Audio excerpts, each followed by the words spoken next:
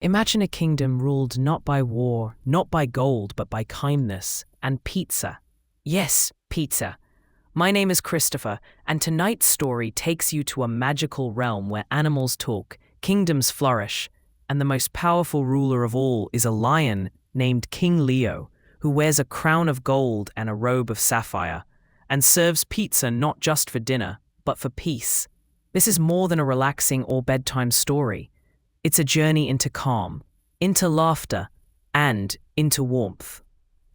And every tale you hear on Grand Beasts is inspired by beautiful artwork, like King Leo himself, which you can bring into your own home from decostag.com. You'll find the link in the description below. And don't forget to like, subscribe, and ring the bell so you never miss a story from Grand Beasts. Also, be sure to tell us your favorite part of the story in the comments section. Now, settle down, get cozy, find a rug or blanket, and breathe deeply. Let's begin this epic tale of pizza, adventure, and the kindness of sharing. The story you are about to hear shows that true harmony is found not in power or perfection, but in sharing, especially when it's the hardest thing to do. King Leo's journey will teach us that peace doesn't come from control or tradition, but from generosity, humility, and the willingness to bring others together. Even in moments of crisis, it's kindness, respect, and togetherness that restore balance.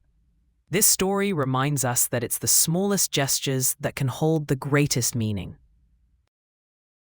King Leo and the Last Slice, a Grand Beast's bedtime tale. A cozy fairy tale for all ages, relaxing, whimsical, and perfect for bedtime. Chapter 1. The Kingdom of Crustalonia.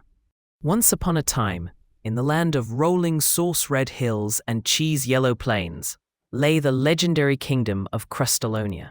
The kingdom was shaped like a pizza slice, wide at the top where the sunflowers grew, narrowing down to a point where the river Marinara flowed into the sea, and at the very center, on top of a mountain carved from crusted volcanic bread, stood the Grand Pizza Palace. This is where King Leo the Crustworthy reigned. Leo was no ordinary lion. He had golden fur like toasted dough, a mane like tomato fire, and eyes the color of roasted olives. He wore robes stitched from blue velvet and threads of oregano. His royal scepter was carved from ancient pizza peel wood, and his crown was encrusted with sapphires and chili flakes. He ruled not with fear, but with feasts. Every evening, the bell in the mozzarella tower rang, and creatures from every corner of Crustalonia, bears in berets, raccoons in robes, foxes in feathered hats, gathered to dine together. And they always dined on pizza. Not just any pizza, the royal pie, a masterpiece. Its dough was aged for 7 days, kneaded by porcupines and blessed by basil fairies. Its sauce simmered in pots as deep as wells. Its toppings, chosen with care and kissed by the sun.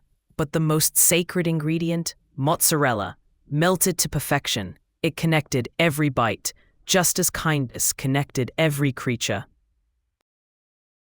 Chapter 2. A Night Without Cheese. Then came the day the mozzarella vanished. As the grand pizza bell rang and the scent of wood fire drifted through the kingdom, something felt off. So Ravioli the elephant, head of pizza security, burst into the throne room. "Your Majesty," he shouted, cheeks trembling, "the mozzarella has disappeared." Gasps echoed through the marble halls. Queen Quilina the porcupine fainted softly onto a mushroom cushion. The pineapple guild wept in dismay. King Leo stood still. The silence stretched like gooey cheese. "Let us not fear," he said at last. "Let's quest." And so he gathered a royal expedition party. Sir Ravioli the elephant, Lady Trufella the owl, Squire Pickle the mole, and Maestro Crumbs the squirrel bard. They were joined by Rigatoni, the king's faithful raccoon steed, who wore pizza box armor and carried napkins in his tail. They set off at dawn, crossing rivers that bubbled with soda pop, fields of spinning basil leaves, and forests where mushrooms hummed lullabies. Chapter 3. The Land of Lost Flavors. Far beyond Crustalonia lay the mysterious land of lost flavors.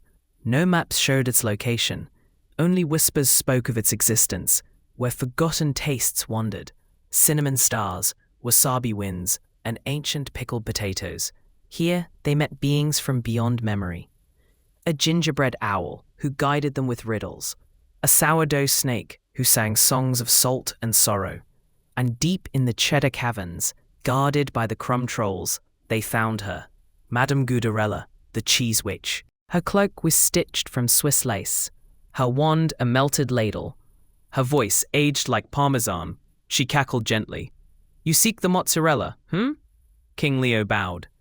"It is not ours to command, but it is missed, and we ask humbly." She raised an eyebrow. "Do your people eat in haste or in harmony?"